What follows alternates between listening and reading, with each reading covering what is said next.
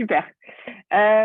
Donc aujourd'hui, on parle du sens, comme on l'a vu, qui est un sujet clé, comme on l'a vu aussi avec les chiffres sur lesquels vous avez réagi en début de webinaire. Et donc là, il nous reste 50 minutes pour vous présenter les attentes des salariés sur le sens au travail, pouvoir identifier les 5 fondamentaux du sens au travail. Donc l'objectif, c'est vraiment que vous ressortiez de ce webinaire en vous disant, OK, c'est ça les 5 piliers d'un travail qui a du sens, et que vous connaissez également les best practices d'entreprise par piliers, par fondamentaux. Donc avec Tiffen, on va vous présenter des entreprises plutôt des grands groupes et notamment aussi des grands groupes qui font partie des Great Place to Work. Et c'est pour ça que ça nous semblait aussi intéressant d'avoir Antoine qui vient témoigner à côté, parce qu'Antoine, donc, c'est une entreprise de 25 salariés, mais qui est déjà active sur ces sujets-là et qui a aussi cette double casquette, donc à la fois ils agissent sur ces sujets-là, mais en tant que marketplace de chasseurs de tête, ils voient aussi les attentes des candidats et donc ils vont partager ces éléments-là avec nous. Si vous avez des questions, donc n'hésitez pas à les mettre dans le chat et on y répondra au fur et à mesure. Tiffany, je te laisse la parole. Oui, avec grand plaisir. Donc effectivement, le sens au travail, c'est vraiment quelque chose dont on parle depuis un certain nombre d'années, c'est pas nouveau. Bon, la crise du Covid a remis un petit coup de pied dans la fourmilière, mais c'était des choses déjà qu'on avait en tête précédemment. Notamment, je pense que vous avez entendu parler de cet ouvrage Bullshit Jobs Theory, qui a été donc publié en 2018 par David Graeber, qui était donc un anthropologue et qui mettait bien l'accent sur le fait que la plupart des métiers n'avaient vraiment aucun sens, que ce soit sociétalement ou pour les individus qui exerçaient ces métiers. Et donc, il soutenait que plus de la moitié du travail sociétal était inutile et devenait psychologiquement destructeur. Donc, il y a eu vraiment cette espèce de raz-de-marée, qui a eu beaucoup de résonance médiatique et qui a permis vraiment de s'en saisir. Ça, effectivement, c'est la partie, disons, immergée de l'iceberg. Il y a beaucoup de choses aussi d'autres études qui ont permis de se rendre compte de ça avec du chiffre. Donc, si on va sur la slide suivante, effectivement, nous, chez Great Place to Work, on a la chance on a l'opportunité de faire une enquête annuelle auprès d'un échantillon représentatif d'actifs français, donc tous les ans, et on leur pose un certain nombre de questions, notamment des questions qu'on dit un peu sociétales. Donc, on leur a demandé les 3 éléments les plus importants pour eux quand on parle de travail. Et 3 choses sont ressorties dans leur top 3. La rémunération à 56%, le sens au travail à 41% et la convivialité à 40%. Ce qui est assez intéressant, c'est que la rémunération, vu qu'on fait ça depuis un certain nombre d'années maintenant, je peux vous le dire que la rémunération est toujours top one, ça ne change pas. Le sens au travail, ça fait depuis plusieurs années qu'il est dans le top 3 et même si ce n'est pas le sujet d'aujourd'hui, la convivialité est revenue. C'était l'équilibre pro-perso l'année dernière. Donc la convivialité revient à la charge. Ce qui est intéressant ici, c'est vraiment le sens au travail à 41%, et sachant que dans notre enquête, on fait bien la différence entre le sens au travail et la mission de l'entreprise. On fait bien le distinguo parce qu'on y reviendra, mais le sens au travail, ça ne peut pas que représenter la mission de l'entreprise ou sa politique RSE. Donc, on y reviendra, mais nous, on fait vraiment ce distinguo. Pour répondre aussi à une question que j'ai vue dans le chat, sur le sens au travail, en tout cas, nous, on a regardé par rapport aux différences d'âge, il n'y a aucune différence. En tout cas, ce n'est pas significatif. Tout le monde a cet aspect sens au travail. Donc, ça, c'est quelque chose que l'on voit assez nettement. C'est assez partagé dans beaucoup de secteurs. Il y en a certains, et je pense que ça ne vous étonnera pas, qui sont particulièrement représentés, enseignement, médico-social. Et donc ça, voilà, ça reste assez fort. Et ce qui est assez intéressant, c'est surtout pour les salariés en situation de management. En fait, de se rendre compte qu'en fait, les managers ont vraiment cette envie, ce besoin en fait d'avoir du sens au travail, ce qui en soi est quelque chose de rassurant, je dirais. Mais voilà, donc c'est les populations pour qui il y a vraiment une surreprésentativité par rapport aux résultats de la moyenne. Ouais, et peut-être, Antoine, toi, tu peux réagir par rapport à ce constat de ce que tu vois des attentes des candidats. Ouais, en fait, moi je trouve cette étude super intéressante. Ce qu'on va y venir aussi plus tard dans la discussion, j'imagine, mais ce ce que je vois, c'est que là, je fais big picture vraiment très global. En fait, il y a beaucoup de salariés qui cherchent à avoir du sens. Alors, c'est pas forcément du sens au travail, mais du sens dans leur vie grâce à leur travail. Et en fait, pourquoi, bon alors, je suis pas historien, ni sociologue, mais bon, il y a quand même une perte de repères, de valeurs et cetera depuis, plusieurs décennies, dans la société et donc en fait, beaucoup de personnes, voient dans leur travail le moyen de trouver un sens à leur vie. Alors c'est une, bonne et une mauvaise nouvelle. C'est une bonne nouvelle parce que c'est possible d'avoir du coup des personnes qui, dans leur job, sont très, très, très engagées parce que justement c'est une partie du sens de leur vie et puis c'est une mauvaise nouvelle aussi parce qu'une entreprise c'est pas forcément sa vocation numéro une de faire en sorte que de fournir le sens de la vie de ses employés. Donc du coup, tout ça pour dire que moi, ce que je vois chez les entreprises qu'on conseille justement sur comment faire en sorte d'avoir une marque employeur intéressante, d'attirer les bons candidats et de les garder, en fait, il y a beaucoup de petites touches qui peuvent être mises sur le fait d'avoir un impact environnemental, d'avoir un impact social, d'avoir des liens avec des associations, ce genre de choses. Mais en fait, la raison numéro une qui va faire qu'un employé va trouver du sens dans son travail, c'est justement que son job est intéressant. Et donc, les trois aspects principaux qu'il y a dans le fait d'offrir une mission intéressante à un employé. Le premier, c'est la maîtrise. La maîtrise, qu'est-ce que ça veut dire? Ça veut dire d'avoir un métier dans lequel on apprend des gestes et que ces gestes, on devient chaque jour meilleur pour les réaliser. Et donc, on devient un expert sur son domaine. Ça, c'est la première chose. La deuxième chose, c'est l'autonomie.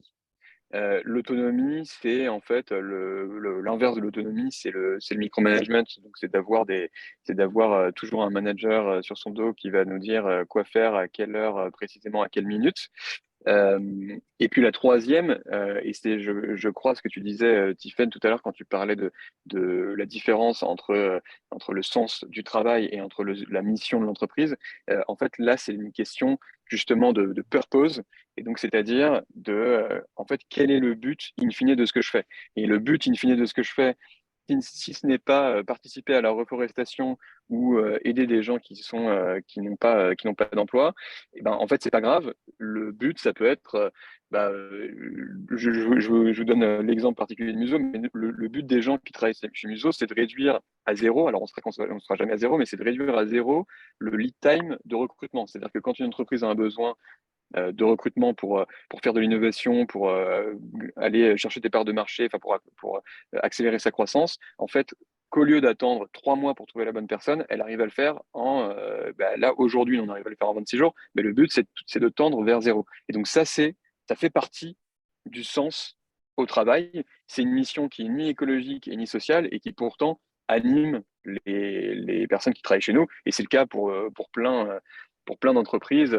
Et je pense par exemple à Alibaba, en fait, quelle est leur mission? Leur mission, c'est de réduire à zéro les distances sur la Terre. Bon, bah, encore une fois, c'est ni écologique ni social, et pourtant, c'est super intéressant pour les employés qui travaillent. Si je pense à Amazon, c'est offrir la plus grande diversité de produits sur une seule plateforme. Bah, c'est aussi super intéressant. Donc voilà, Oui, c'est ces vrai trois que aspects-là. pour effectivement rebondir, c'est vrai que sur cette partie sens, on s'est rendu compte aussi qu'il y avait, alors, certains sont drivés par la RSE, par vraiment la mission de leur entreprise, mais le fait, par exemple, d'être parmi, par exemple, les meilleurs, le meilleur du marché peut nourrir le sens. Le fait d'être aussi chez le plus innovant du marché, pas forcément le meilleur à date, mais le plus innovant, c'est aussi un driver.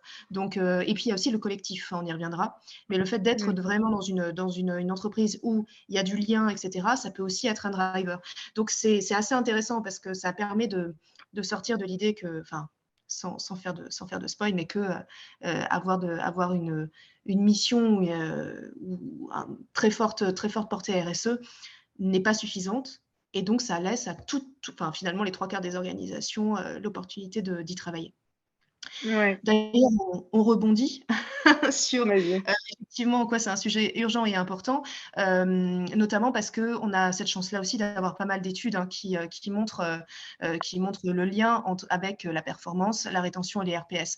Alors pour ma part, sur la performance, il y a certaines études, notamment de la Harvard Business Review, hein, de 2015, qui montrent que les entreprises guidées par leur raison d'être ont une croissance de 10 fois plus rapide que le marché sur les 15 dernières années, et qu'un collaborateur qui trouve du sens dans son travail est 2,25 fois plus productif ou productive qu'un collaborateur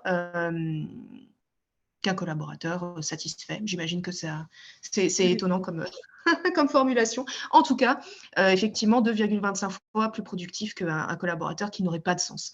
Donc, ça, effectivement, c'est assez intéressant, et ça peut permettre à des personnes un peu dubitatives aussi quand même de se rendre compte de l'impact très concret économique en fait de ce type de sujet. Et ça a également un impact, donc le sens a aussi un impact sur vos enjeux de marque employeur et de rétention, puisqu'il y a 88% des salariés français qui déclarent que trouver du sens dans leur travail les rend moins susceptibles de démissionner, même contre une meilleure rémunération. Donc c'est un vrai enjeu aussi sur votre marque employeur. Et c'est un enjeu aussi sur la santé mentale de vos salariés et la prévention des risques psychosociaux, puisque un employé qui ne perçoit pas de sens aura tendance à ressentir des symptômes de stress, voire de déstress, et sera plus susceptible d'être absente.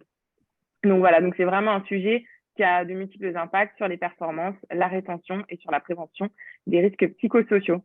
Mais d'abord, on avait envie de vous demander à vous, pour vous, qu'est-ce que le sens au travail? Donc on a commencé à en parler un petit peu, mais quels sont les 5 fondamentaux pour vous d'un travail qui a du sens?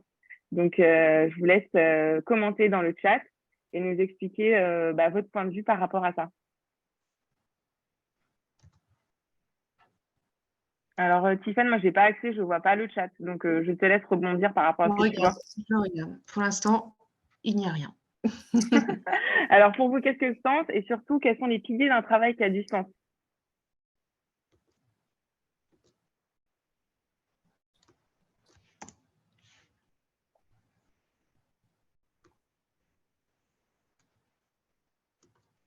Alors, est-ce qu'il y a déjà des remarques ou est-ce que vous voulez qu'on vous aide un petit peu sur… Alors, on a Peggy qui nous partage, donc voir le résultat de mes actions. Pour Touria, c'est avoir un impact sur la société. Ouais, en effet. Donc, il y a une partie effectivement de ces dimensions-là. Donc, on va rentrer directement dans le vif du sujet pour définir le sens et les fondamentaux du sens au travail. Alors, Tiffany, à toi. Oui. Donc alors, une première idée reçue qu'on voulait un petit peu déboulonner, c'est que le fait que le sens n'est qu'une question, alors j'ai mis des guillemets, mais un peu de cadre parisien, quoi. C'est-à-dire qu'on commence à se poser la question quand vraiment, on n'a plus que ça à faire, quoi. Donc, ce qui est faux, puisqu'effectivement, le sens, c'est des choses extrêmement concrètes qui a toute sa place et peut tout à fait être pensé pour n'importe quel type de collaborateur ou collaboratrice, que ce soit public, privé, petites entreprises, grandes entreprises, à Paris ou ailleurs, vraiment. Donc, c'est cadre ou non cadre, puisqu'en fait, la recherche donc, a bien fixé le fait que le sens, c'est lorsque le résultat direct du travail est en accord avec l'identité du ou des travailleurs, et vous travaillez parce que vous donnez de la valeur à l'impact de votre travail. Donc, c'est des choses extrêmement concrètes qu'on va pouvoir aller activer aussi sur tout type de population. Et pour être encore plus… alors, je ne sais pas si on est… Ah oui, non, c'est idée reçue numéro 2, ça c'est toi. Pour continuer sur ce que tu dis, une de nos convictions très fortes sur le sens au travail, c'est que pour nous, il est vraiment à 2 niveaux. On a commencé à en parler et Antoine a commencé à en parler, c'est la mission de l'entreprise, donc l'utilité sociale de l'entreprise, c'est-à-dire à quoi je contribue en tant que travailleur, à quoi je contribue quand je vais travailler, comment j'impacte la société, comment je l'impacte positivement. Ça, c'est la première chose, donc c'est l'utilité sociale de l'entreprise. Et il y a une deuxième chose qui est indissociable d'un travail qui a du sens, ce sont les conditions de travail. Donc, dans quelles conditions aussi je peux réaliser mon travail, réaliser mes tâches et atteindre la mission de mon entreprise. Et c'est quelque chose sur lequel on voulait vraiment insister parce que c'est vraiment d'actualité aussi aujourd'hui, parce qu'on voit qu'il y a beaucoup de professions qui, à la base, sont des professions qui ont du sens.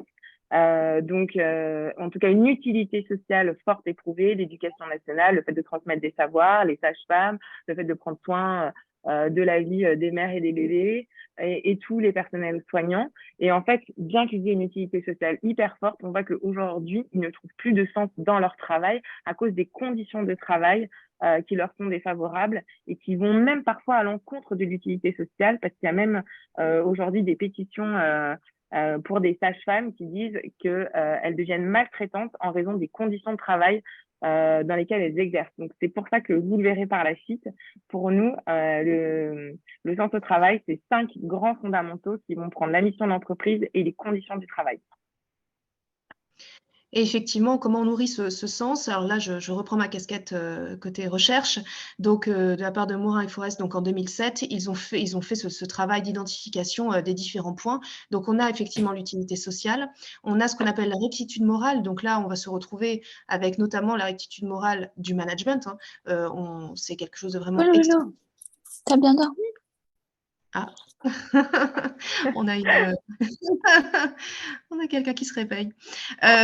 Donc, effectivement, la rectitude morale, ça, c'est vraiment l'importance aussi de la crédibilité du management. Hein. On s'en reparlera, mais c'est quand on parle de conditions de travail aussi, il y a l'environnement de travail, les outils, la formation, que sais-je, mais le rôle du management. Ça, c'est extrêmement important. Ensuite, nous avons l'autonomie, la reconnaissance, la qualité des relations et l'apprentissage et le développement de l'individu. Donc, des choses extrêmement importantes et donc qui ont été repositionnées par Marie Charles. Oui, en fait, avec À part entière, on a repositionné ces 6 aspects-là, donc issus de la recherche, pour les rendre donc hyper activables au sein de vos entreprises. Et pour nous, vraiment, la checklist d'un travail qui a du sens, c'est 1, donc donner un sens enthousiasmant à la mission de l'entreprise, donc pourquoi on travaille. 2, donner de l'autonomie aux salariés. 3, offrir de la reconnaissance, qu'elle soit matérielle et immatérielle. 4, construire un collectif qui soit soudé et inclusif. Et enfin, 5, promouvoir un équilibre entre vie pro et vie perso, justement pour éviter les situations d'épuisement professionnel. Donc, on va aller maintenant plus en détail dans chacun de ces piliers et on va vous donner des exemples d'entreprises et qu'est-ce qu'elles ont mis en place sur ces piliers-là. Encore une fois, si vous avez des questions, n'hésitez pas dans le chat à les poser. Donc, le premier pilier d'un travail qui a du sens, c'est donner un sens enthousiasmant à la mission de l'entreprise. Et plus ce sens est connu, plus ce sens est fort, plus le pourquoi de les salariés travaillent ensemble est fort, et ben plus ils seront aussi enclins à rester engagés, même dans des situations difficiles au sein de l'entreprise. Et donc, une des propositions, nous, qu'on vous fait, c'est de définir sa raison d'être. Alors, peut-être que vous pouvez nous dire aussi dans le chat, est-ce que vous avez déjà défini votre raison d'être en interne? Mais c'est quelque chose qui devient de plus en plus important aujourd'hui, la raison d'être, puisque historiquement, il y a un repositionnement aussi du rôle de l'entreprise dans la société. Donc, historiquement, le rôle de l'entreprise était purement économique, c'était s'adresser à un marché et faire du profit. Et là, de plus en plus, aujourd'hui, avec la prise en compte des limites planétaires, avec les nouvelles générations qui arrivent, il est demandé aux entreprises de prendre en compte les grands enjeux sociaux et environnementaux de notre époque. Et donc, pour ça, ce qui est possible de faire, c'est de déjà décrire une raison d'être. Donc, pourquoi est-ce que nous, on existe? Cette raison d'être, elle peut avoir un impact social et environnemental, mais c'est ce qu'on disait aussi au départ, pas toujours. Ça peut aussi être dans le sens de l'innovation, de être le meilleur sur marché, être plus innovant. Ou comment est-ce que votre entreprise va répondre à un certain sujet d'une certaine manière. Donc, évidemment, nous, notre conviction, c'est que si vous voulez aller dans le sens de l'histoire, c'est de voir comment votre entreprise peut impacter positivement, socialement et environnementalement la société. Donc, pour ça, une raison d'être, en fait, il y a 3 grandes parties. C'est une vision. Donc, à quoi va contribuer votre entreprise? Donc, la vision, elle exprime le monde désirable et envisageable auquel l'entreprise et ses collaborateurs, collaboratrices aspirent. Donc, ça, c'est vraiment un peu le monde idéal auquel l'entreprise aspire. Ensuite, c'est la mission. Donc, la mission, ça va être prendre en compte la proposition de valeur auprès d'un certain type de bénéficiaires dans le but d'obtenir un impact. Et ensuite, les convictions, donc ce qui vont faire le lien entre la vision et la mission. C'est pourquoi l'entreprise est animée par cette vision-là. C'est quoi les conditions de l'entreprise. Et la mission, c'est ce qui va vous permettre de répondre à la vision. Donc, notre vision, c'est ce monde-là. Et notre mission, c'est comment on va atteindre cette vision-là. Et nos convictions, c'est pourquoi on veut participer à cette vision-là. Est-ce que c'est clair pour vous? Est-ce que vous avez déjà pensé, mis en place une raison d'être dans vos entreprises? Vous pouvez me répondre directement dans le chat et puis je verrai. Et du coup, Tiffany, je te laisse la parole sur une entreprise inspirante, donc Dentsu, qui est le premier groupe de communication à avoir défini sa raison d'être et même à être allé plus loin parce qu'ils ont obtenu le statut d'entreprise à mission. Oui, tout à fait. Donc, c'est vrai que Dentsu, donc alors, on a cette chance-là, c'est qu'ils sont best workplaces. Donc, c'est-à-dire que, donc, pour ceux qui ne connaissent pas, chez Great Place to Work, donc on a une partie conseil, mais on a aussi une partie labellisation, mise en avant des entreprises où il fait bon travailler, et notamment via un palmarès qui s'appelle les best workplaces. Et donc, Dentsu a passé l'ensemble des éléments d'audit et a réussi son coup, puisqu'ils sont best workplaces, donc ils font partie de ce palmarès. Donc, effectivement, premier groupe de communication a adopté le statut d'entreprise à mission. Donc, ça, c'est vraiment très, très important et impressionnant parce qu'effectivement, il n'y en a pas tant que ça en France, finalement. On a de plus en plus d'entreprises à raison d'être, mais pas forcément à mission. C'est quoi la différence? C'est que dans une entreprise à mission, vos objectifs vont pouvoir être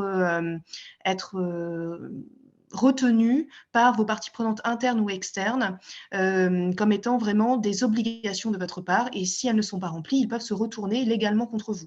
Vous avez aussi un comité de surveillance qui doit checker l'ensemble de vos objectifs, où est-ce que vous en êtes très régulièrement. Donc, c'est beaucoup plus engageant qu'une raison d'être. Donc, c'est encore plus impressionnant. Et donc, Dentsu, donc c'est plus de 200 collaborateurs qui ont été mobilisés dans cette écriture de cette raison d'être. Donc, ce qui est encore plus intéressant, c'est ce côté collaboratif. Donc, c'est presque une pierre deux coups sur cet exemple-là.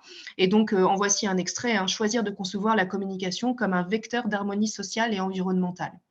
Et concrètement, donc, il y a différentes choses qui sont amenées à faire. Donc, ils ont créé un label éco-responsable sur une charte digitale et ils ont réfléchi notamment sur le poids des sites et le nettoyage des tags. En fait, pour être très concrète, sur une page, vous allez sur une page internet, vous avez plein de tags qui sont cachés, mais qui checkent tous vos passages sur une page internet.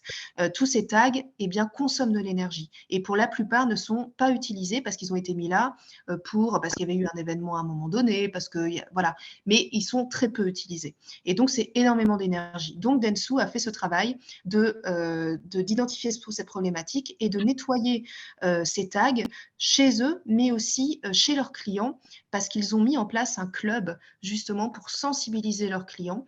Ils appellent ça un do tank et non pas un think tank, parce qu'ils passent à l'action. Et donc, c'est assez intéressant de voir que ce travail profond sur l'utilité sociale, c'est vraiment pas que avoir une fondation d'entreprise, pas que faire du mécénat de compétences, c'est ce qui est déjà très bien, mais c'est aussi s'attaquer vraiment à leur business. Et ça, c'est forcément obligatoire quand on est entreprise à mission, mais si vous ne l'êtes pas, c'est aussi une réflexion à porter. Hyper intéressant cette démarche qui va jusqu'au bout. Si vous voulez réagir, n'hésitez pas à le faire encore une fois dans les commentaires si vous avez des questionnements. On va pouvoir passer au deuxième pilier. Donc, on a parlé de la mission d'entreprise et comment vous pouvez définir cette mission via la raison d'être. Donc, soit vous pouvez le faire comme Dentsu de manière hyper collaborative avec plus de 200 salariés, soit vous pouvez le faire aussi d'une manière un peu plus, concentrée. Ça peut aussi se faire entre les membres du comité de direction. Ça va vraiment dépendre de la manière dont vous gouvernez au sein de votre entreprise. Et donc, la deuxième étape, ça va être de donner de l'autonomie aux salariés. Alors, pourquoi? Parce qu'aujourd'hui, il y a plus d'un salarié sur 3 qui déplore un manque d'autonomie dans son travail, que ce soit en termes d'organisation ou de gestion des délais.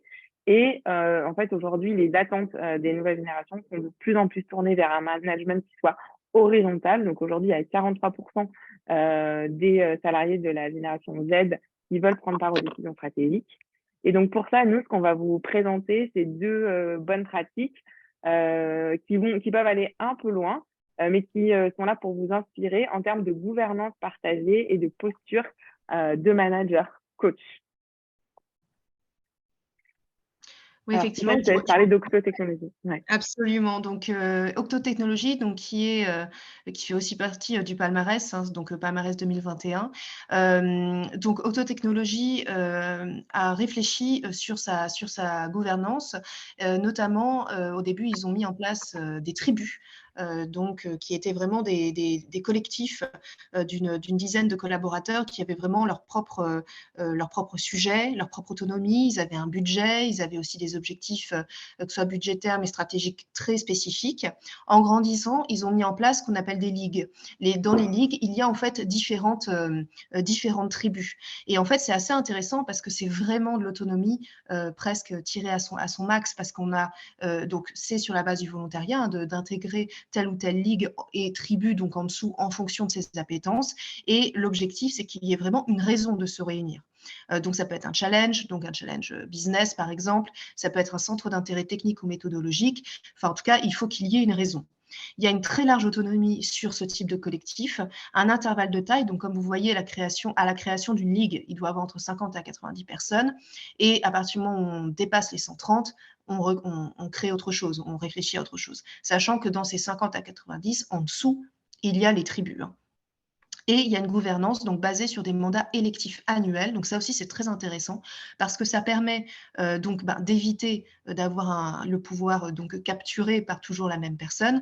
Mais aussi, ce qui est intéressant, c'est que ça les oblige à travailler sur leur transmission du savoir, des connaissances, pour être sûr qu'en fait, ils soient plusieurs à être en capacité à participer à cette gouvernance partagée.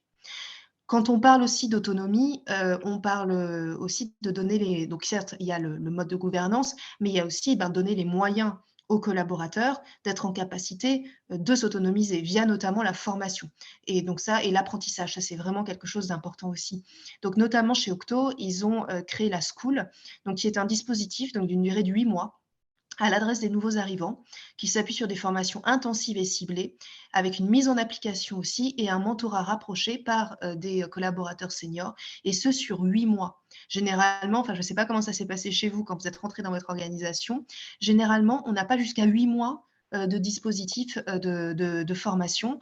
Donc c'est vraiment quelque chose qui est très important pour eux, parce qu'ils partent du principe que si on n'est pas formé, on ne peut pas avoir ni les outils ni la réflexion pour pousser les choses un peu plus loin et être à l'aise dans ce type de gouvernance en mode ligue. Donc l'un nourrit l'autre. Ouais, exactement. Et pour rebondir du coup sur ce que tu disais sur la gouvernance partagée, j'avais envie de vous partager une bonne pratique d'une organisation qui s'appelle Ticket for Change, qui est une école en fait pour acteurs du changement, donc qui accompagne les salariés et aussi les individus à agir pour la transition économique et sociale. Et eux, ils ont décidé d'aller au bout de la démarche aussi et de mettre en place cette gouvernance partagée. Et ils reprennent donc les principes que tu évoquais, c'est-à-dire déjà le leadership partagé. Donc, ce que je trouve assez fort, c'est-à-dire que le leadership est tournant avec des mandats sur certains rôles. Donc, par exemple, si on est directeur général ou directeur général, c'est un mandat de 2 ans qui tourne et on peut être réélu. Mais voilà, c'est sur des mandats de 2 ans. Donc, le pouvoir n'est pas, comme tu disais, capturé aux mains de la même personne pendant plusieurs années de manière définitive. Là, c'est vraiment un leadership qui tourne. Ça, c'est la première chose. La deuxième chose, au sein de Ticket for Change, c'est que au sein de leurs équipes, donc on parle plus de manager, on parle de coach interne. Donc c'est vraiment pour dire que la personne est vraiment là, pour coacher le soutien opérationnel et également le soutien, on va dire, plus psychologique autour de l'équilibre vie pro vie perso. Donc ça, c'est une première chose. Ils n'ont plus la dénomination manager, mais ils parlent de coach en interne. Et en plus, chaque personne qui va être élue coach est élue par son équipe. Donc ça aussi, c'est assez fort, c'est assez démocratique comme manière de faire. Et ils ont une troisième pratique qui s'appelle la subsidiarité, troisième principe, sur la prise de décision. Donc la prise de décision se fait par les personnes qui font. Donc pour ça, donc ça c'est le principe de base. Pour ça, ils ont résumé une grille de 300 décisions dans lesquelles ils ont tout spécifié, donc quel type de décision, qui doit être consulté quand. Donc comme ça, les personnes savent exactement ce qu'ils doivent faire. Et par contre, si la décision impacte plus que le service, et bien là, elle monte d'un cran et ça va être, elle va être redirigée auprès de ce qu'ils appellent le lead stratégique, le cercle stratégique. Et là, c'est le cercle stratégique avec des référents qui ont été élus qui vont pouvoir voter pour et décider de la décision à prendre. Voilà, mais donc c'est vraiment basé sur 3 principes. Le leadership partagé avec des mandats, les managers et les dirigeants sont élus par leurs équipes et ils essayent de plus en plus à ce que les décisions soient prises par les personnes qui font. Si vous avez envie d'aller plus loin sur ces principes de gouvernance partagée, d'horizontalité, il y a un livre qui est très fort et très bien fait par Frédéric Laloux qui s'appelle Reinventing Organizations et voilà, qui a été traduit en français. Donc, vous pouvez vraiment de le lire si vous avez envie d'aller plus loin sur ce sujet-là. Alors, je vois que Marlo dit certaines pratiques ont été maintenues après avril 2020. Tu parles pour vous parlez pour Ticket for Change, c'est ça? Oui, c'est ça. Ouais, c'est ça. Oui, bien sûr. En fait, ça a été mis en place entre décembre 2019 et avril 2020. Octobre 2019 et avril 2020. Donc, il y a eu 6 mois de mise en place. C'était quand même un gros changement, justement, dans la manière de gouverner au sein de l'entreprise, au sein de leur organisation. Mais après, bien sûr, c'est pérenne et c'est toujours en place. C'est juste que ça a mis 6 mois à être mis en place et ils ont été aidés par 3 coachs facilitateurs pour mettre en place la démarche en interne. Si je peux me permettre d'intervenir, Marie-Charlotte, là-dessus, Ouais. parce que je trouve que c'est des initiatives qui sont top, mais qui sont effectivement, comme tu le disais au début, peut-être un peu à la pointe, quoi, entre guillemets, où Ouais, c'est tout à fait. très difficile à mettre en place, que ce soit dans une grosse structure ou même dans une plus petite structure. Tu vois, moi, je m'imagine pas demain, en tout cas, je ne saurais pas faire pour avoir une gouvernance partagée chez Muso. Donc, je voulais juste amener un petit truc qui est intéressant, c'est ce que tu as raconté sur le système de coach. Alors, nous, on n'a pas remplacé les managers par des coachs. Donc, on a toujours des managers. On a aussi des coachs. Et donc, les coachs, ils aident justement sur la partie carrière, sur la partie sens. C'est-à-dire que en fait, quand une nouvelle personne arrive, elle a elle a de toute façon un point toutes les semaines avec son coach quand tout le temps qu'elle reste chez Muso. Et en fait, pendant ce point, la personne qui coach et la personne qui est coachée peuvent parler de tous les sujets qui intéressent la personne qui est coachée. Et ça peut être des sujets très opérationnels sur le day-to-day. Qu'est-ce que je fais? Est-ce que j'ai un problème dans mon but de production? Est-ce qu'il y a un truc que j'arrive pas à faire? Enfin bref, ça peut être des questions qui sont très liées au métier, ou bien ça peut être des questions qui sont plus liées à la carrière. Et donc ça peut être, en fait, moi, dans 2 ans et demi, j'aimerais bien avoir ce rôle, ou bien moi, je veux monter ma boîte, ou bien moi, je veux, j'en sais rien, apprendre telle compétence.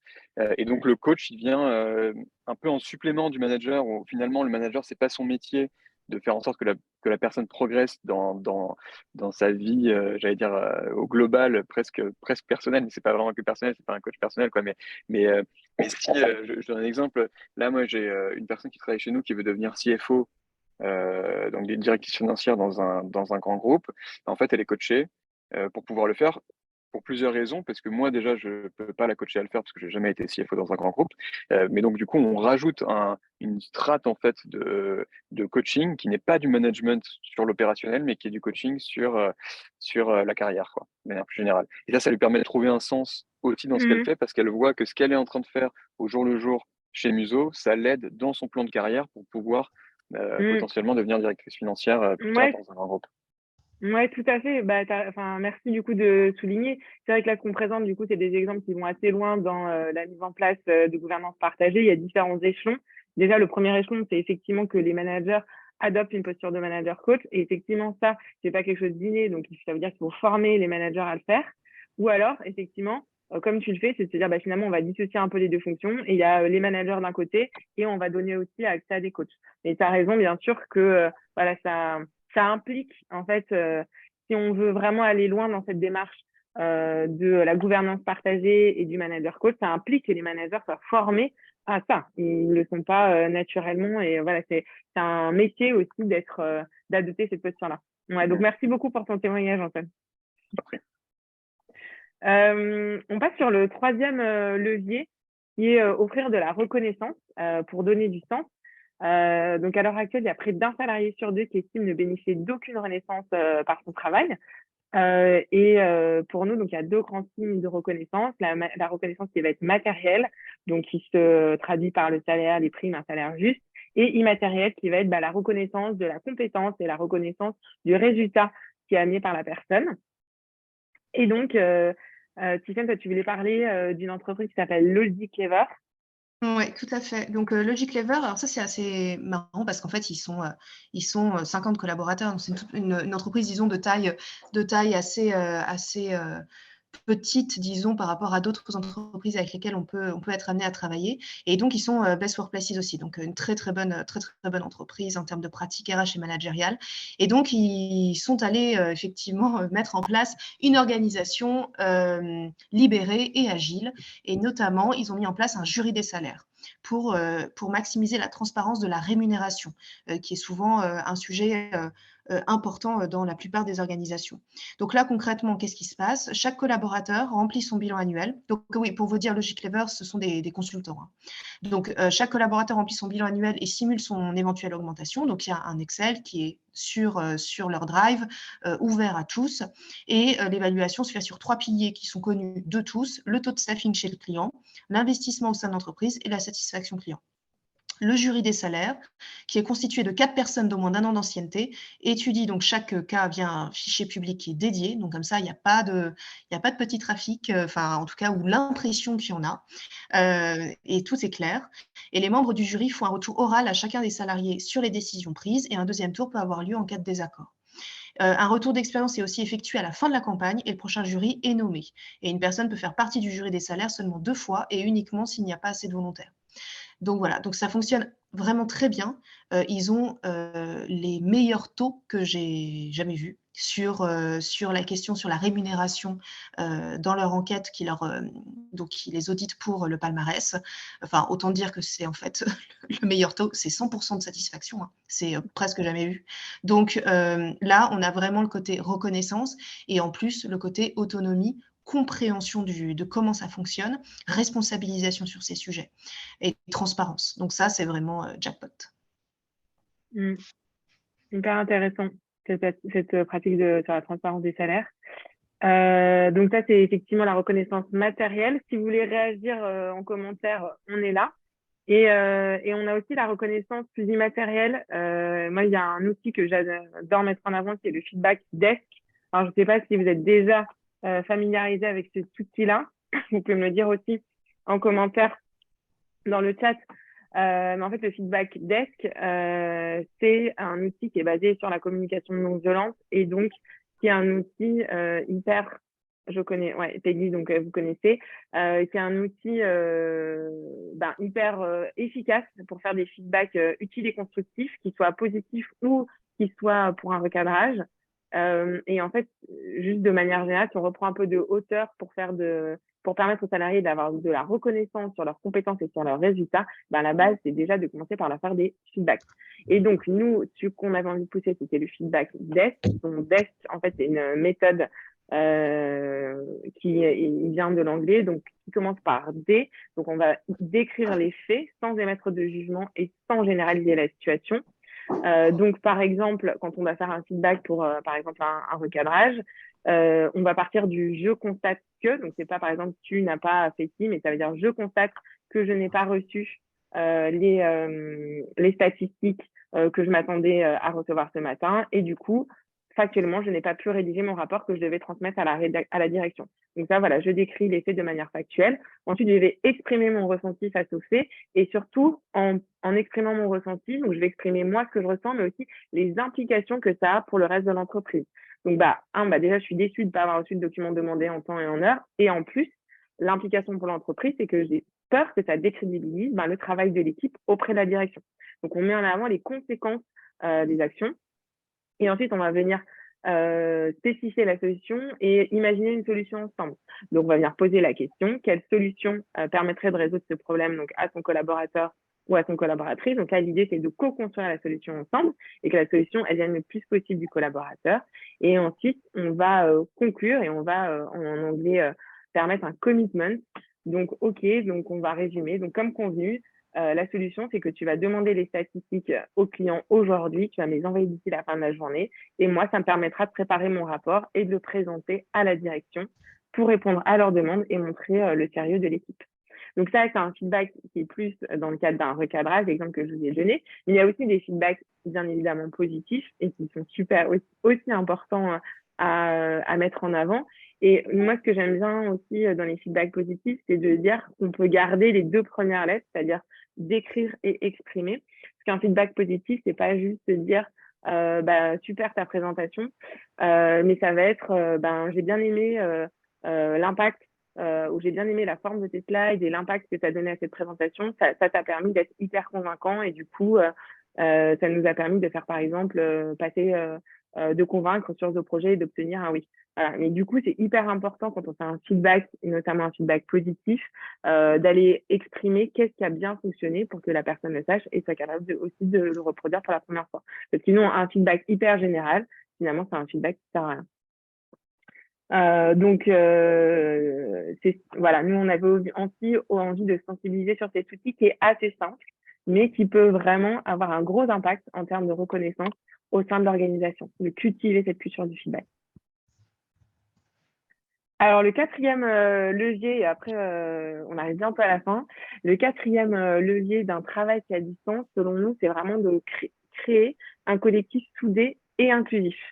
Alors, un collectif soudé et inclusif, donc c'est un collectif soudé qui va accueillir toutes les singularités, qui va promouvoir l'égalité femmes-hommes, qui va accueillir toutes les orientations sexuelles, les personnes qui sont porteurs de handicap, et qui va aussi permettre à toutes les personnes en vulnérabilité, par exemple les aidants, aussi de pouvoir concilier leur équilibre vie pro, vie perso.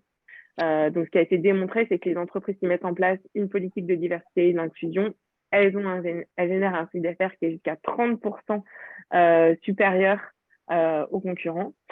Et donc ça, c'est pour la partie collectif inclusif. Et on a aussi, bien sûr, le parti collectif soudé. Et donc, le collectif soudé, c'est une équipe où la coopération est une valeur qui a supplanté la compétition. Alors, comment est-ce qu'on fait ça?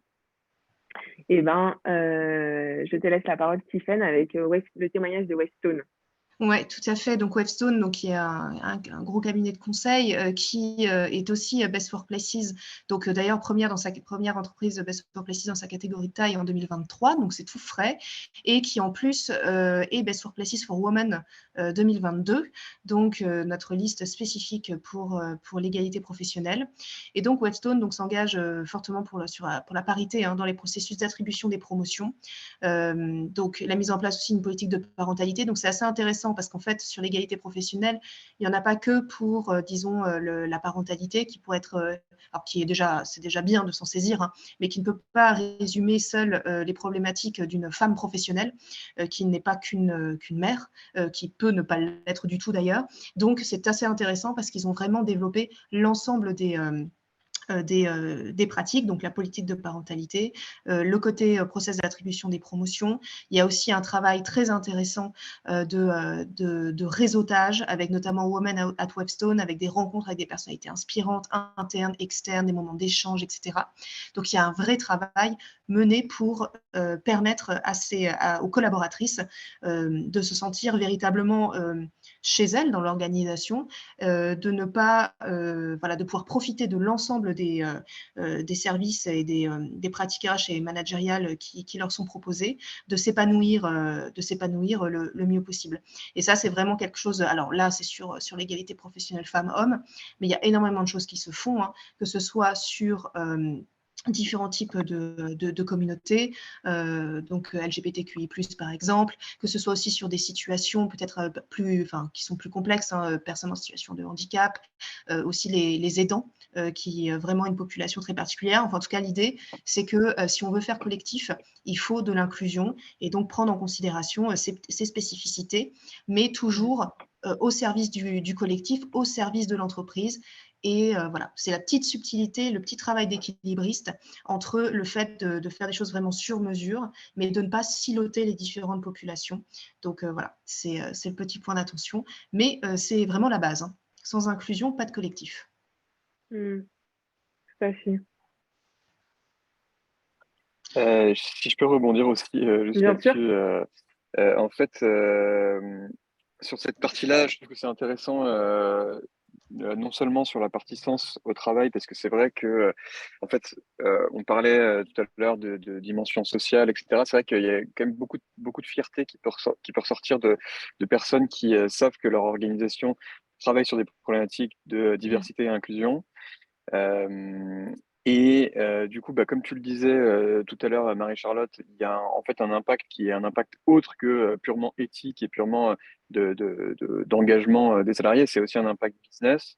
Mm. Il y a, alors, c'est pas très pro ce que je vais faire, mais il y a pas de, j'ai plus les sources, mais je sais que c'est une étude d'Harvard sur justement ces impacts-là sur le chiffre d'affaires et sur comparaison entre les entreprises du même secteur qui ont mis en place des politiques de DNY et d'autres qui ne l'ont pas faites et où en fait celles qui l'ont faites surperforment. Sur ce sujet-là de diversité et inclusion, c'est aussi intéressant pour le recrutement parce que en fait on parle beaucoup de Gen Z, de génération Z. On parle beaucoup d'égalité hommes-femmes. On parle beaucoup de prise en compte des communautés LGBTQ+. Euh, et aussi sur les questions, on va dire, raciales, d'origine sociale. Enfin bref, il y a énormément de sujets en ce moment et Mm. du coup, ça rajoute, notamment quand on est DRH, quand on est RH, quand on s'occupe de la partie people dans les boîtes, ça rajoute une diversité de sujets qui est énorme et c'est très difficile d'être OK sur tous ces critères-là. Si vous voulez avoir des conseils et des bonnes pratiques sur ce sujet spécifiquement. Vous pouvez aussi aller voir, enfin, il y a des livres blancs qui sont sortis, nous on en a sorti un, donc je pourrais vous l'envoyer pour ceux qui veulent l'avoir. Notamment, il y a Crédit Suisse qui fait des choses, qui fait des super choses sur ces sujets-là, qui a mis en place des parental leave où en fait c'est les employés qui décident eux-mêmes quand il y a, par exemple, la naissance d'un bébé dans un couple qui va prendre des congés quand et qui se les répartissent ensemble et ils donnent plus de congés que ce qui est obligatoire au niveau légal. Euh, il y en a pas en France, mais en Suisse, il y a des associations de Black Professionals, par exemple, pour aider en fait des personnes qui sont issues de minorités à pouvoir justement s'entraider, faire du networking, etc. Et puis pour une boîte française aussi qui fait des choses qui sont super, il y a Conto, par exemple, qui met en place dans les process de recrutement pour assurer l'égalité homme-femme, en fait, des, euh, des critères de sélection qui sont très objectifs, qui doivent être checkés avec des questionnaires à la fin de chacun des entretiens, donc qui doivent être remplis en fait par les personnes qui font passer les entretiens, avec des guides d'entretien qui permettent d'éviter d'avoir des biais, parce qu'en fait, il y a des études qui montrent qu'on pose pas les mêmes questions à des femmes et à des hommes quand on les voit en entretien, et qu'on n'interprète pas on n'interprète pas les réponses de la même manière si c'est des hommes ou si c'est des femmes euh, qui met par exemple systématiquement en place dans ces process d'entretien, dès lors qu'il y a une femme qui candidate, et notamment sur des métiers tech, parce que c'est des métiers où il y a très peu de femmes, qui met en place le fait d'avoir un coach aussi, qui va intervenir pour donner des conseils et donner un avis sur la boîte en off, et également une personne femme parmi les personnes qui font passer les entretiens pour s'assurer qu'il n'y ait pas de discrimination aussi. Mm. Donc voilà, il y a plein de sujets et ça participe aussi à la question du sens et de l'engagement des Mm. collaborateurs. Mm. Mm. Oui, tout à fait. Donc, ça se passe, ce que tu dis, c'est que ça se passe effectivement au sein de l'entreprise, mais ça commence aussi avec le recrutement et comment Oui, est-ce qu'on tout fait à des fait. Ouais. recrutements inclusifs. Ouais, exact. Ouais, Bah oui, bah on sera preneur des ressources que tu mentionnes et puis on pourra les envoyer à toutes les personnes du webinaire ça marche. en complément. Et enfin, donc on a notre dernier levier pour un travail qui a du sens, bah, ça va être de promouvoir l'équilibre vie pro, vie personnelle, puisqu'effectivement, bah, chacun doit pouvoir s'épanouir à la fois professionnellement et personnellement. C'est un enjeu qui est hyper important pour les salariés, puisqu'aujourd'hui, il y a un salarié sur quatre qui envisage de démissionner de son job pour améliorer les vie pro, vie perso. Mais c'est aussi un enjeu hyper important pour les entreprises, que le rôle d'une entreprise, comme c'est écrit aussi dans le Code du travail, bah, c'est de prendre soin de la santé physique et mentale des salariés et de prévenir l'épuisement professionnel. Donc pour ça, il y a deux grands enjeux. Bah, ça va être comment est-ce que vous pouvez encadrer le travail avec des pratiques RH, donc ça va être notamment la capacité à déconnecter, qui est un énorme enjeu aujourd'hui, limiter le nombre de réunions, par exemple, et également comment est-ce qu'on va pouvoir prévenir l'épuisement professionnel et aller capter des signaux faibles en interne pour prévenir cet épuisement et mettre en place les bonnes mesures et si besoin des actions correctives. Donc, moi, j'avais envie de vous montrer des actions là, que j'ai trouvées hyper intéressantes de la part des constructeurs automobiles, donc dans la capacité à déconnecter. Donc, on sait aujourd'hui que c'est un enjeu hyper fort de la part des salariés qui sont sursollicités, qui consultent leur mail le soir sur leur smartphone. Et on a besoin profondément, notre cerveau a besoin de se reposer pour pouvoir être en forme. Et donc, je trouve qu'il y a 3 grands exemples hyper intéressants. Il y a notamment donc, le constructeur automobile Volkswagen, qui bloque l'accès en fait à ses serveurs le soir et le week-end depuis 2011. Donc de 18h15 à 7h, c'est impossible d'avoir accès à ses mails sur ses smartphones. Première chose. Après, il y a Michelin qui va encore plus loin à mon sens, en fait, qui fait un suivi automatique des connexions au serveur entre le soir et le matin. Et en fait, s'il constate plus de 5 connexions enregistrées par mois, eh bien, le salarié doit faire un point avec la manager et comprendre les raisons pour lesquelles il se connecte et trouver des solutions. Donc, ils vont vraiment loin dans, on encadre cette capacité à déconnecter et c'est vraiment quelque chose qui est important pour nous et ce n'est pas normal. Surtout, ce que je trouve assez fort, c'est qu'ils mettent l'accent sur le fait que ce n'est pas normal d'être connecté et que c'est plutôt un problème plutôt qu'un bonus de présentisme. Ensuite, il y a une 3e pratique qui est la pratique de Mercedes-Benz qui s'appelle Mail on Holiday. Et en fait, eux, carrément, donc c'est un programme qui permet aux salariés d'effacer tous les mails qu'ils reçoivent pendant les congés. Et donc, l'expéditeur qui envoie un mail est informé et il reçoit le nom d'un autre salarié qu'il ou elle peut contacter. Et automatiquement, en fait, les mails qui sont envoyés aux salariés qui sont en vacances sont supprimés. Ce qui fait que le salarié, quand il rentre de vacances, il n'est plus question de traiter l'immense flot de mails qu'il a reçu et c'est un gros vecteur de stress aussi de rallumer sa boîte mail et de se dire « Ah, bah super, j'ai 200 à 400 emails non lus. » Donc voilà, donc là, je trouve que c'est des bonnes pratiques qui sont pas forcément compliquées à mettre en place et qui sont très activables facilement. Donc c'est pour ça qu'on avait vraiment envie de vous les partager aujourd'hui. N'hésitez pas à nous dire aussi en commentaire ce que vous en pensez. Est-ce que c'est déjà des choses que vous avez mises en place? Est-ce que pour vous, ça vous semble pertinent ou pas? Et enfin, il y avait une autre chose, bien sûr, sur laquelle je voulais vous sensibiliser, c'est dans l'équilibre vie pro vie perso, c'est l'efficacité du temps de travail et du coup, limiter les réunions. On sait qu'aujourd'hui, il y a un gros enjeu autour du temps passé en réunion qui équivaut à 27 jours par an, donc c'est plus qu'un salarié n'a de congé. Et il y a un vrai impact du coup en termes de productivité et d'efficacité qui a été chiffré à 1 million d'euros pour une entreprise de 200 personnes. Donc vraiment l'objectif aussi sur les réunions, et c'est ce qu'on observe de plus en plus, c'est que c'est de plus en plus régulier dans les entreprises. Donc il y a par exemple des entreprises qui vont prévoir 1 jour par semaine sans réunion, par exemple le mercredi. Il y en a qui vont limiter les horaires de réunion, donc à partir de 9h, 9h30 jusqu'à 17h maximum. Et puis il y en a même qui vont vraiment au-delà et qui vont challenger l'efficacité de la réunion, développer de plus en plus de travail asynchrone et vraiment se poser la question de est-ce que ce sujet peut être traité par écrit? Si oui, hop, je supprime la réunion. Et il y a des entreprises qui vont assez loin, donc ne serait-ce que l'entreprise Alan, qui est un assureur et qui a, lui, supprimé toutes ses réunions. Alors, je vois que dans le chat, Ziggy a réagi et qui dit « Est-ce que le problème ne vient pas aussi du fait que nous avons trop développé le virtuel par rapport à la communication en face à face? L'hyperconnectivité est un vrai problème du fait de la multitude d'outils. » Ah bah oui, clairement.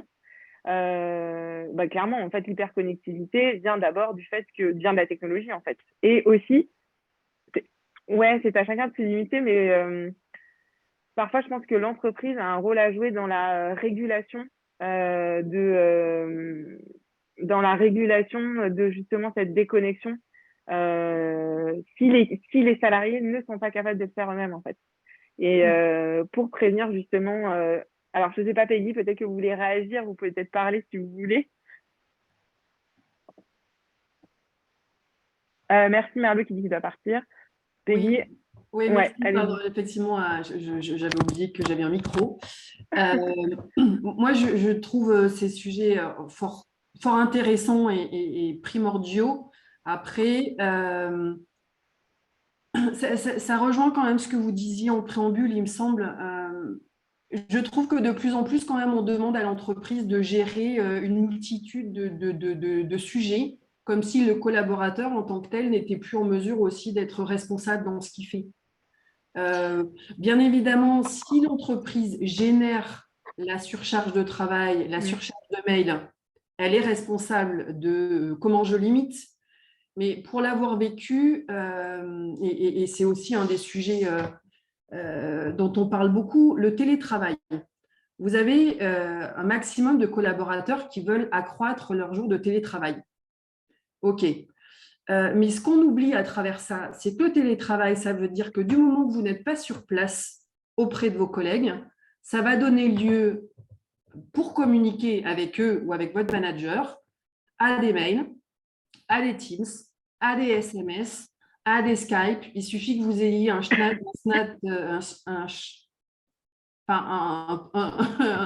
outil de communication de l'entreprise. En fait, je trouve que plus on est à distance, plus ça génère cette virtualisation et donc effectivement cette multiplication des sollicitations. Si je peux réagir donc sur cette partie sur la partie de réunion et de sursollicitation, etc., c'est aussi présent dans les organisations qui n'ont pas de télétravail. Hein. Ils ont, en plus, bon, ils ont dans un certain type d'organisation, notamment l'organisation matricielle, il y a énormément de projets, énormément de réunions qui s'entrechoquent et on peut avoir des managers qui ont, managers et collaborateurs d'ailleurs, plusieurs réunions prévues au même moment.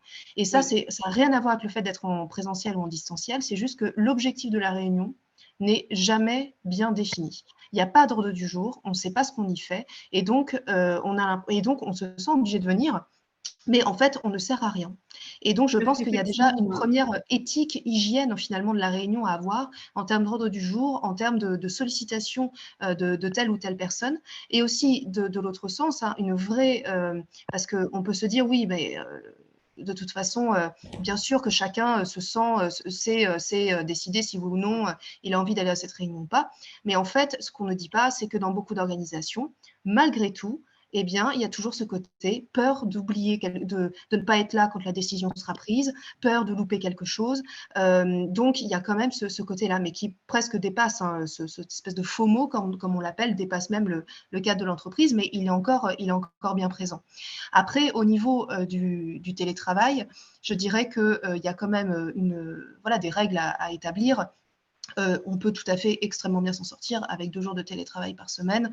Il n'y a pas spécialement de souci à ça. Tout dépend de la qualité des pratiques RH et managériales, mais qui serait d'ailleurs à travailler si la personne était aussi en présentiel. Je tiens à préciser. Hein, et c'est aussi en termes d'âge, je suis désolée, mais pour l'avoir vécu, effectivement, alors on peut parler de pratique, mais il y a dans ces cas-là tout à revoir. Quand vous avez effectivement en présentiel ou en télétravail des collaborateurs qui préfèrent m'envoyer des WhatsApp, plutôt qu'effectivement de faire 5 pas pour venir jusque dans mon bureau, à un moment, mais oui, s'il faut que je communique sur la nécessité quand même de se lever et de venir directement me voir, on est quand même sur des bases un petit peu de la communication. Oui, tout à fait, tout à fait. Je pense qu'en fait, je pense que c'était quelque chose qui nous a un peu échappé à cause du Covid, sur le fait que d'un coup, on a tous été, et en fait, peut-être pas, enfin, tous étaient en télétravail, disons que pour ceux qui il était possible, hein, c'est-à-dire qu'on est une minorité à pouvoir avoir un métier télétravaillable, hein. Mais pour les métiers télétravaillables, ça a été complexe, ça a été, dans certaines organisations, pas forcément bien accompagné, ni du collaborateur, mais même le manager de proximité qui était parfois en grosse difficulté, et avec aussi on se disait, on va faire une réunion, la réunion suivante, sans aucune pause, etc., puisque finalement, on n'avait pas besoin de bouger. Et en fait, ce mauvais réflexe, on l'a récupéré en présentiel, mais même de manière, et je suis tout à fait d'accord avec vous, là j'étais dans une mission encore la semaine dernière, où les gens sont au bureau, il y a juste, ils se voient, hein, parce que le bureau est… Et ils font des réunions Teams alors que personne n'est en distanciel. Ouais. C'est pour ça que je tiens à modérer le côté… je pense que le télétravail débridé qu'on a eu et peu cadré a donné de mauvaises habitudes, plus toutes les mauvaises habitudes de la société de manière générale, au-delà de l'entreprise. Ouais. Et effectivement, il y aurait besoin d'un recadrage. Mais je pense qu'à l'heure actuelle, ça ne remet pas en question, par exemple, ce que peut apporter une flexibilité du lieu de travail, par exemple, pour un peu nuancer. Mais c'est plus la quantité de mon point de vue qui doit être effectivement mesurée. Quand 2 jours, 3 jours, c'est bien, de mon point de vue. Et sur les réunions, effectivement, je vous rejoins, c'est aussi très culturel de faire pléthore de réunions sans finalement les structurer et sans en sortir avec des plans d'action. oui, il n'y a pas de décision prise généralement. C'est ça. Exactement. Il y a une réunion sur 4 qui se termine avec une décision prise. Donc, c'est pour challenger l'efficacité des réunions. Ouais, ça veut dire que on a un vrai travail. Soit les mails se traitent en réunion et donc on ne sert à rien, en fait, on n'est pas là. Soit ils se traitent le soir après 19h et donc les journées sont relativement conséquentes. Tout à fait. Et pour aussi apporter, sur un dernier point, le bon usage aussi des canaux de communication en fonction de leurs objectifs. Ça aussi, le nombre de personnes qui sont submergées par mail, alors qu'en fait, ce ne sont pas des choses à envoyer par mail, ce sont des choses, parfois c'est des contenus qui en fait sont des contenus de chat, de WhatsApp, de Teams, etc. Ou même inversement, des gens qui sur Teams envoient des gros documents, des choses, alors qu'en fait, ce serait plutôt par mail. Il y a un mésusage aussi très fort du type de communication à faire, en termes de canal, de modalité de communication par rapport à l'objectif que l'on souhaite atteindre. Et au contenu qu'on souhaite pousser. Et ça, c'est un vrai travail à reclarifier parce qu'on se retrouve donc justement à dénigrer l'oralité et à faire n'importe quoi avec les autres, les autres réseaux sociaux, mails et autres. Et donc, et ça rajoute, en fait, ça rajoute du stress, ça rajoute de la charge mentale, l'impression qu'on va louper les choses, et puis même en termes de praticité, on perd du temps. Ok, merci pour cette question. Je vois que le temps file. Je ne sais pas si on va avoir le temps d'aller jusqu'à la fin. Je peux aller rapidement sur ma semaine de 4 jours, parce qu'effectivement, sur l'équilibre pro-perso, ça c'est ma dernière pratique un peu pionnière, mais je pense qu'on en a tous entendu parler maintenant, mais la semaine de 4 jours, notamment nous on a le groupe LDLC qui est aussi Best Workplaces chez nous et qui est donc une entreprise de retail informatique et qui a déployé justement la semaine de 4 jours. Et ce qui est particulier par rapport à d'autres organisations qui ont pu la mettre en place, c'est qu'en l'occurrence, ce ne sont pas que des cadres. Forcément, le siège a été impacté, mais aussi la logistique et dans les magasins, le retail. Et ça, c'est vraiment très intéressant parce qu'en fait, ils ouvrent exactement le même nombre de jours du point de vue du client, voire même un jour de plus, tellement ils sont efficaces maintenant. Et en fait, ils ont vraiment tout construit au sein de chaque boutique pour que ça puisse fonctionner. Donc, ils se sont rendus compte, par exemple, qu'il leur fallait au moins 4 personnes par boutique. Ils ont augmenté le taux horaire pour être sûr, justement, que tout le monde soit… alors, naturellement, c'est 4 jours, payés 5. Hein. C'est ça qui est intéressant. Et après, il y avait des systèmes de semaines pair-impair pour être sûr d'avoir des permanences. Ils ont vraiment tout réfléchi et en fait, ils ont tellement mis tout à plat, plus le fait que des personnes ne pouvaient pas être là 5 jours sur 5, voire 6 jours sur 6, vu que sur les boutiques, eh bien, ils ont retravaillé leur process, retravaillé la collaboration, retravaillé la transmission des informations, etc. Et ce qui fait qu'en tout et pour tout, eh bien, ils sont beaucoup plus productifs et beaucoup plus efficaces qu'avant la semaine des 4 jours parce qu'ils ont travaillé en profondeur tout leur process et leur manière de travailler. Donc ça, c'est vraiment très intéressant. Et oui, Claire, ils ont gardé leur salaire. Hein. Ils ont gardé leur salaire. Tout à fait. C'est l'objectif. Donc, moi, pour aller très vite sur la suite, il y a des résultats sur la semaine de 4 jours. De toute façon, c'est quelque chose que vous allez entendre de plus en plus, ce que c'est évoqué aussi pour la loi travail. Et il y a des résultats qui sont venus de l'Angleterre, que je ne vais pas forcément détailler parce qu'on n'a pas le temps, mais vous aurez les slides. C'est vraiment de dire que ça a un impact très fort, autant sur la productivité que sur la santé mentale et sur la réduction de l'absentéisme. Donc, c'est une vraie bonne pratique à mettre en place, mais évidemment, sous couvert, comme tu disais, Stéphane, de vraiment revoir en profondeur l'organisation du travail. Enfin, bien sûr, dans l'équilibre vie pro-vie perso, il y a le fait de aussi être en capacité de reconnaître les signes d'épuisement professionnel. Et nous, c'est vrai que ce qu'on aime bien aussi proposer, c'est des baromètres réguliers pour mesurer dans la durée le ressenti des collaborateurs sur l'équilibre pro-perso, sur la charge de travail ressentie, la capacité à déconnecter, le stress, etc. Voilà, donc on va terminer. On a 10 minutes un peu de retard. Je ne sais pas si vous avez encore le temps de partager avec nous ce que vous avez déjà en place ou ce que vous souhaiteriez mettre en place suite à là ce que vous avez vu. Est-ce qu'il y a des pratiques qui vous ont inspiré? Vous pouvez nous le dire dans le chat. Voilà, vous pouvez nous dire dans le chat si vous voulez. Qu'est-ce que ça vous a donné envie de mettre en place? Est-ce qu'il y a une pratique qui vous a inspiré plus qu'une autre? Qu'est-ce qui vous a marqué? Quelles sont les idées là qui vous sont venues suite à ce webinaire?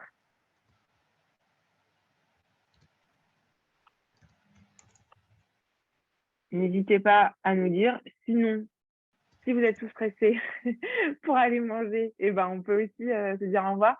Mais c'est vrai que ça aurait été hyper intéressant que vous nous disiez un petit peu dans le chat, voilà, qu'est-ce qui vous a inspiré? Est-ce qu'il y a une pratique qui vous a marqué plus qu'une autre? Avec quoi vous repartez en fait de ce webinaire? Peggy, je suis sûre que vous avez quelque chose à nous dire. Oui, déjà vous remercier parce que c'est super intéressant. Et moi j'ai retenu plein de choses et je sais que ces sujets, ils sont hyper d'actualité. Après, toutes les organisations ne permettent pas de le déployer. En tout cas, l'échange avec Tiffaine sur effectivement revoir les pratiques managériales, reposer du cadre aussi sur les outils, des choses qui paraissent évidentes et qui finalement ne le sont pas. Ouais, c'est ça. Savoir qu'un mail, ça a telle vocation, un Teams, ça a telle vocation. C'est redémarrer sur des choses basiques, simples, mais qui peuvent être très puissantes en termes de résultats. Ouais, c'est ça, exactement. Et pareil sur ce que vous avez présenté de Mercedes, qui en fait supprime tous les mails. Moi, je trouverais ça fabuleux. Bon, c'est Mercedes, mais je trouve aussi cette pratique hyper intéressante et fort impactante quand on revient, effectivement, qu'on a 500 mails. Déjà, on prévoit une semaine rien que pour les checker. Ouais, voilà, c'est ça.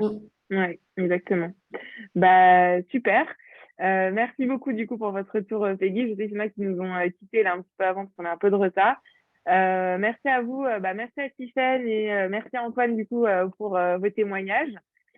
S'il y en a qui sont intéressés par les pratiques de sens au travail, on est en train de lancer une newsletter à partir du 9 mai. Donc, si vous pouvez vous inscrire sur notre site internet et vous recevrez les bonnes pratiques. Et il y a Samia qui dit c'est très intéressant, j'ai raté le début de ce webinaire. Est-ce que le replay sera disponible? Oui, on vous transférera la replay, ce sera disponible là dans la semaine qui va arriver. Voilà. Merci à tout le monde. Et puis voilà, à très bientôt pour la suite des aventures. Au revoir. Merci à vous. Merci. Merci, au revoir.